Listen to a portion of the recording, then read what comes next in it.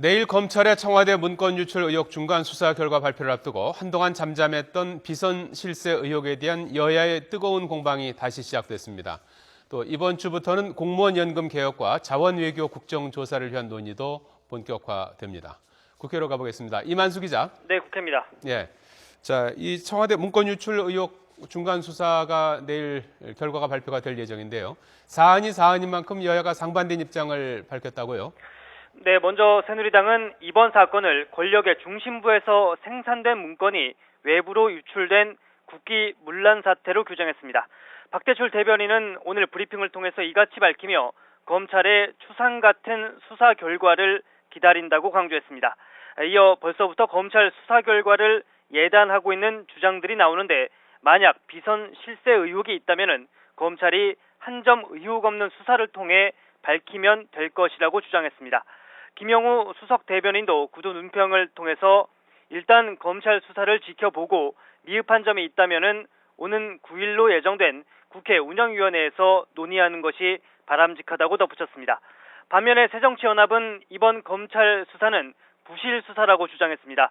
박완주 원내대변인은 브리핑을 통해서 조응천 전 청와대 공직비서관에 대한 구속영장이 기각된 것이 바로 검찰의 부실 수사를 보여주는 것이라고 밝혔는데요.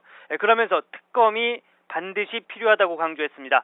검찰은 박근혜 대통령이 쳐놓은 수사 가이드라인에 맞춰서 문건 유출 의혹만 수사했다며 국민적 의혹을 해소하고 책임을 추궁하기 위해서는 특검밖에 없다는 겁니다.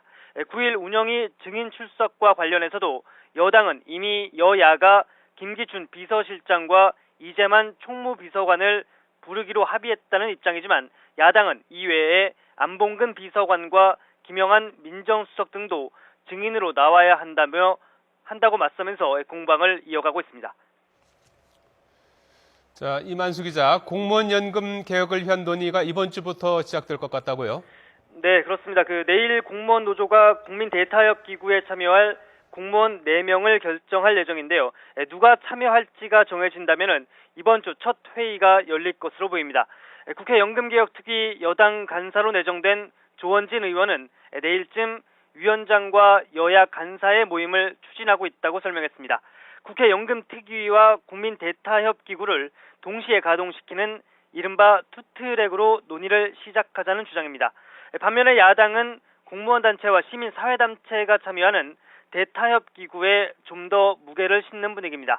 국민 대타협 기구 위원장으로 내정된 새정치민주연합 강기정 의원도 공무원 단체가 대타협 기구에 참여할 인사를 정하면은 오는 8일쯤에야 첫 회의를 소집할 생각이라고 설명했습니다. 이와 함께 이번 주에는 해외 자원외교 국정조사특위의 여야 간사가 증인 채택 등을 논의하기 위한 실무 협상에 들어갑니다. 새누리당은 여야 합의대로 이명박 정부에 한정하지 말고 자원외교 전체를 다뤄야 한다는 입장인 반면에 새정치민주연합은 MB정부에 초점을 맞춰야 한다는 생각이어서 진통이 예상됩니다. 지금까지 국회에서 YTN 이만수입니다.